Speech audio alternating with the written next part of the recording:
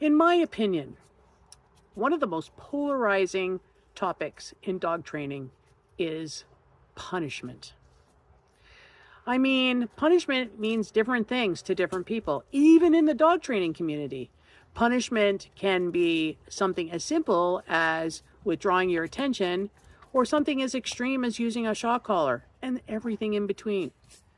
It's no wonder that the pet parents are confused and don't really know what punishment is.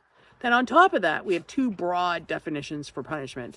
The first one is the scientific definition, what punishment means from a scientific standpoint. Then the second definition is the real world definition of punishment, which usually means that we have done something to correct or scold so that the being that we're trying to teach knows they're not supposed to do something. This week, we're going to examine what punishment really means in everyday life, as well as help you understand the scientific terminology of punishment. We'll go through why dog trainers and in the dog training community, this is such a polarizing topic. I'll start you off by explaining a little bit that there are two extreme groups in dog training. One is the trainers that are classified as quote unquote balanced trainers.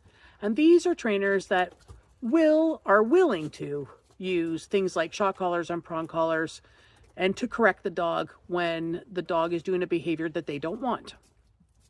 The other community is the force-free community. These are people who feel for the animal's well-being and don't want to use any force whatsoever to get the dog to comply to something we've asked them to do or to get them to stop doing something.